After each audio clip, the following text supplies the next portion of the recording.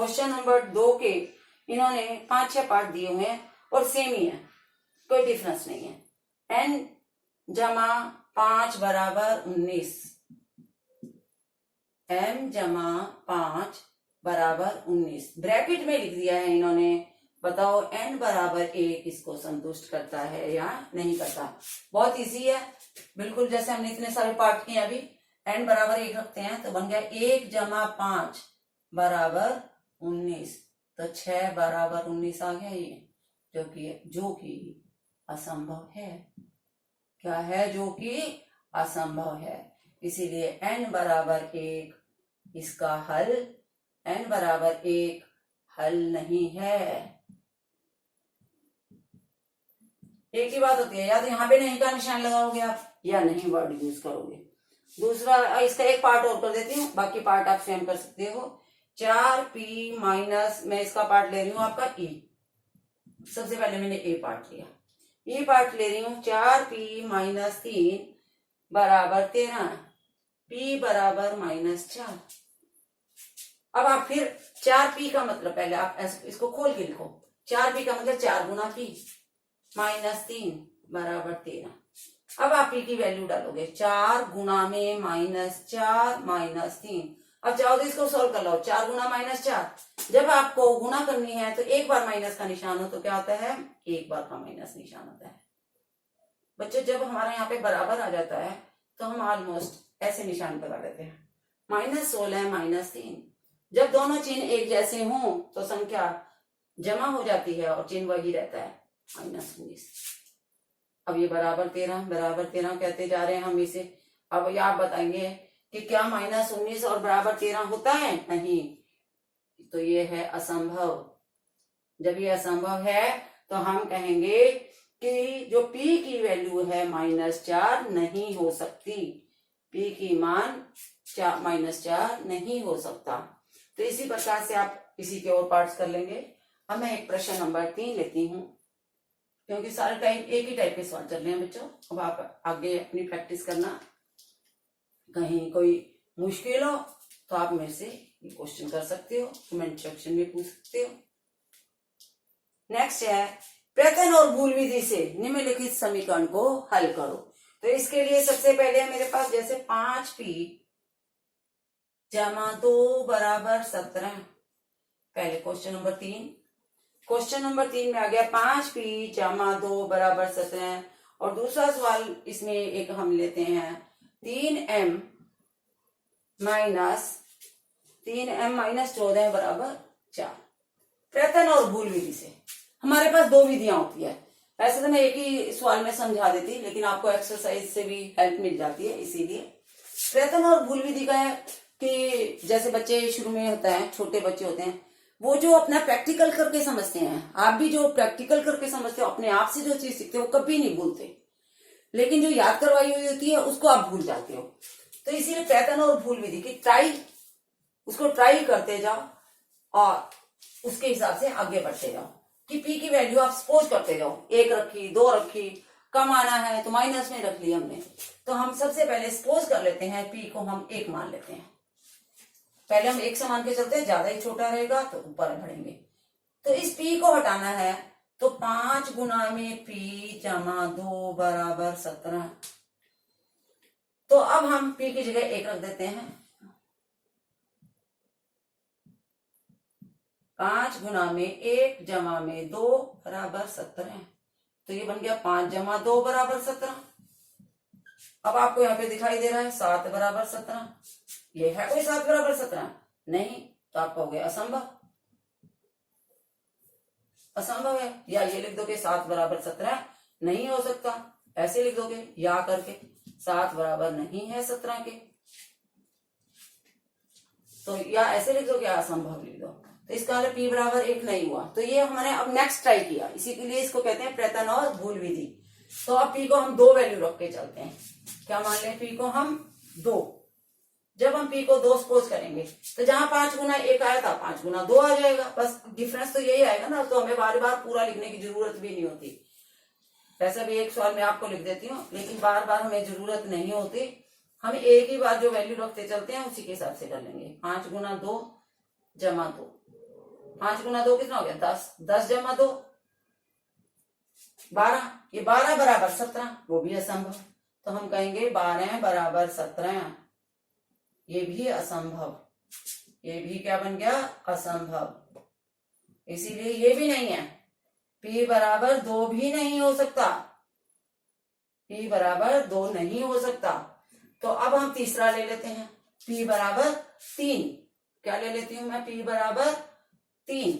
अब आप देखो 5 गुना में 3, लेफ्ट हैंड साइड मेरी क्या बन जाएगी, 5 गुना में 3 बराबर 17, 15 प्लस में 2 भी है हमारे पास, हाँ ये तो बराबर है, ये 5 गुना में 3 प्लस 2 बराबर 17 है। तो 5 गुना 3 प्लस 2 बराबर 17, ये बन गया 15, 15 जमा 2 बराबर 17, ये बन गया बराबर आ गया, ये सत्य आ गया, 17 बराबर 17, तो ये बन गया सत्य। तो यानी कि आंसर क्या बन गया हमारा, p बराबर 3, p की जो वैल्यू है वो 3 आई है हमारे पास। क्या वैल्यू आई है p की 3। तो इसे कहते हैं प्रत्यन और भूल विधि। कई बार हम ये नहीं है कि ऊपर ही ऊपर बढ़ना है, अगर हमारी वैल्यू ज्यादा आने लगती है इससे तो हम उससे अपोजिट नेगेटिव में चले जाते हैं, 0 भी ले सकते हैं। तो इसीलिए इसका नाम है प्रत्यन और भूल विधि। अब मैं आपको करवाती हूं इसके बाद, इधर का एक सवाल और ले लेते हैं, इसी तरीके से कोई भी ले सकते हो आप।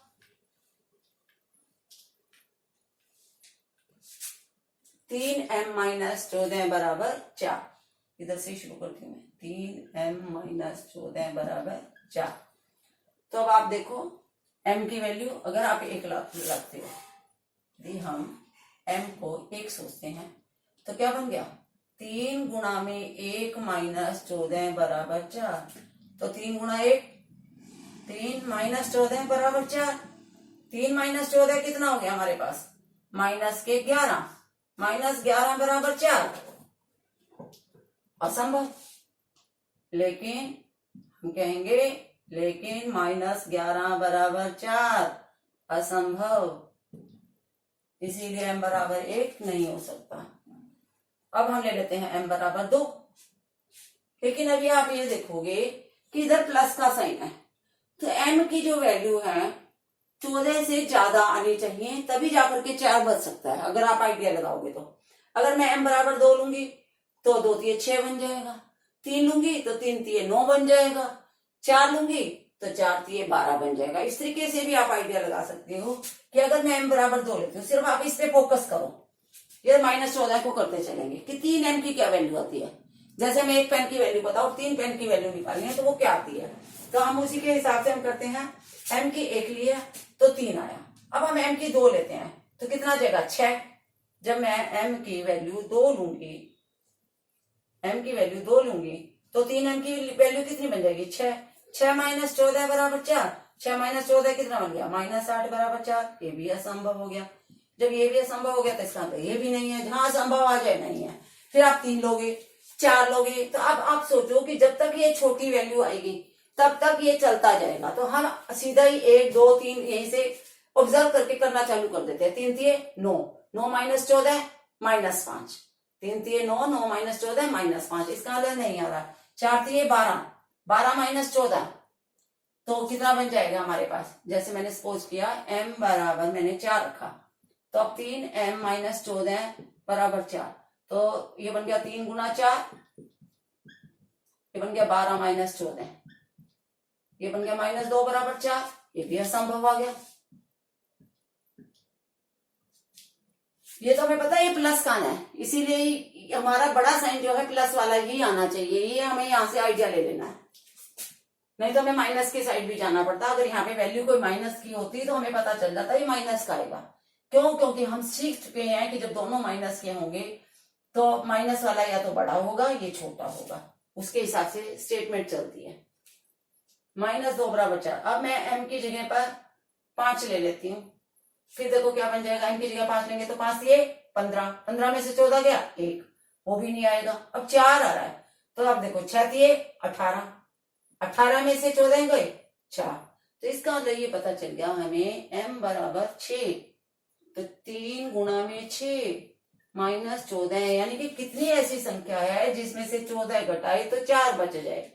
3 छके 18, 18 में से 14 गए, आ गया 4, आ गया दोनों साइड का बराबर। तो हमें साइड बाय साइड ये भी सोचते चलना है कि इसमें से क्या घटाएं कि 4 बच जाए।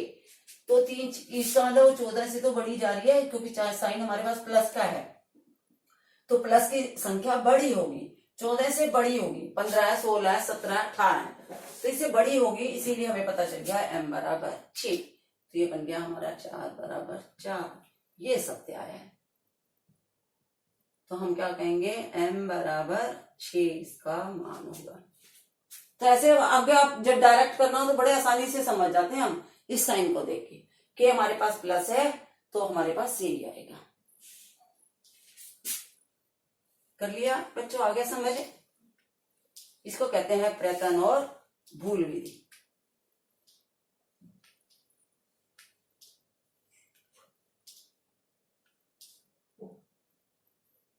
अब है कि कथन में भी लिखो और समीकरण को हल भी करो। कथन में लिख करके समीकरण को हल करो। अब हम कर रहे हैं कि कोई भी जो बात हम बोलते हैं उसको समीकरण के रूप में कैसे लिखना है। जैसे x और 4 का योग 9 है, तो x बन गया, योग का मतलब प्लस का साइन, और 4, x और 4 का योग 9 है, यानी कि जोड़ने के बाद आंसर क्या है, 9। तो ये बन गया हमारा समीकरण। जैसे मैं कहूं एक पेन और 10 रुपए की कीमत 50 के बराबर है, तो पेन जमा 10 बराबर 50, तो वही है x और 4, योग का है तो प्लस लगा दो। ये आंसर हो गया, जिसको आंसर कहेंगे प्राप्त होता है वो बन गया बराबर। तो इसके अल्टरनेट पार्ट्स करवा रही हूं मैं, एक एक पार्ट्स अपने आप करना, एक मैं करवाऊंगी। 1 का 10 गुना 70 है, 1 का 10 गुना, जैसा कि नाम से पता चल रहा है कि 10 से गुना करना है, तो 10 गुना में 1, क्योंकि संख्या है, संख्या को हम आगे लिख लेते हैं तो अब हमें ज्यादा अच्छा लगता है, बराबर 70। तो 10 को a से गुना करो तो आप क्या बोलते हो, 10a बराबर 70। तो ये कथन के रूप में हो गया। जैसे मैं कहती हूँ मेरी आयु तुमसे 2 वर्ष बड़ी है, तो हमने कोई ना कोई तुलना कर दी आपस में बराबर से, तो इसीलिए जब बराबर से हमने तुलना करते हैं जिन शब्दों में, तो उसे कहते हैं कथन के रूप में। तो ये हमने समीकरण बना दिया। अब मैं इसका 5वां पार्ट लेती हूँ। 5वें पार्ट में t का 3/4 15 है, t का 3/4 15 है। अब 3/4 का मतलब क्या है, 3/4, तो t का मतलब गुना बराबर 15, तो 3/4 गुणा में t बराबर 15, तो ये बन गया 3/4 t बराबर 15, 3t/4 बराबर 15, ये बन जाएगा। नेक्स्ट हम इसका एक और ले लेते हैं। इस सवाल में आप देखते हो कि y के 6 गुने में से, यानी कि y को 6 से गुना करना है, में से 6 घटाए के लिए माइनस साइन आता है 6, तो जो प्राप्त होता है वो आपका आंसर होता है, यानी कि बराबर के दूसरी साइड चला जाता है। तो y गुना 6, मैंने पहले भी बताया था, जब हमारी जो संख्या होती है वो आगे आ जाती है। कई बच्चे इसे गुणा नहीं कर पाते हैं, तो आप 1 लगा लो, अब आपको पता चल जाता है 6 का 6, तो 6y माइनस 6 बराबर 60। तो ये हमारे पास हो गया कि इसको हम कैसे समीकरण बनाते हैं। तो इसी प्रकार आप नेक्स्ट सम को अपने आप कर सकते हो कि z के 1/3 में 3 जोड़ें।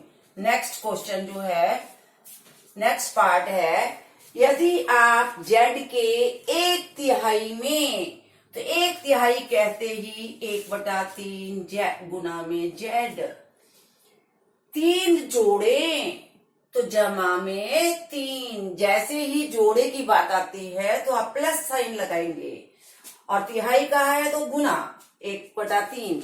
जो प्राप्त होता है, कितना प्राप्त होता है आपको, 30, तो जो प्राप्त होता है वो बराबर के बाद आ जाएगा। तो ये हमारे पास समीकरण बन गया। अब 1/3, ये इंटू का साइन है, कहीं कहीं बच्चे एक्स पढ़ देते हैं इसे, एक्स नहीं पढ़ना, ये हमारा पार्ट है उसका। तो 1/3 जेड, तो आप इसको Z/3 भी लिख सकते हो, 1/3 जेड भी लिख सकते हो, प्लस 3 = 30। तो ये हमारा हो गया। नेक्स्ट जो हम करेंगे वो इसका अपोजिट करेंगे। हमें समीकरण दिया होगा और उसको कथन के रूप में हम करेंगे। तो आप नेक्स्ट पे चलेंगे हम। तो हम अब करते हैं इसमें समीकरण का, कि समीकरण दिया हुआ है और हम कथन के रूप में लिखेंगे। तो पहला सवाल है p = 4 = 15, बराबर के बाद जो उसे हम प्राप्त होता है लिखते हैं। तो हम ये p में 4, क्योंकि प्लस का निशान है तो हम बोलेंगे जोड़ने पर। तो हम बोलेंगे इसे p में 4 जोड़ने पर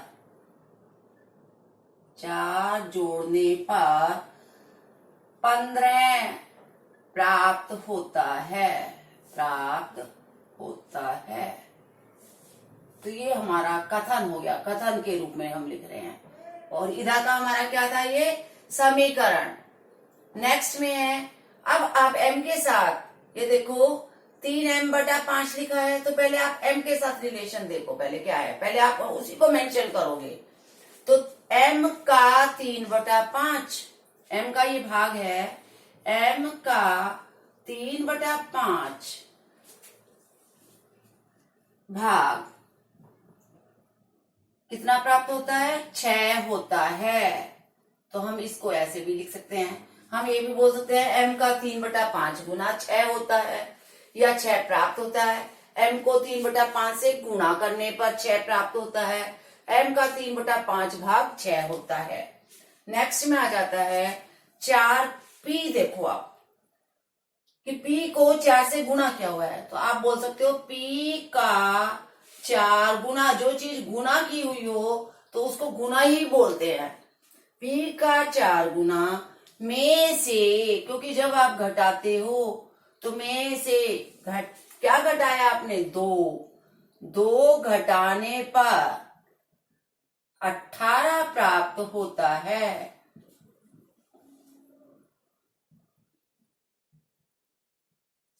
नेक्स्ट है, देखो p/2 = 2 = 8। तो पहले हमें इसी को ही चेक करना होता है, इसी को मेंशन करो अपने में कि p 2 से क्या हो रहा है, भाग हो रहा है। तो p का 1/2 में, अब आप जो चीज जोड़ते हो तो में या तो जोड़ोगे या घटाओगे। अगर जमा का निशान है तो आपको होगा p में 2 जोड़ने पर 8 प्राप्त होता है।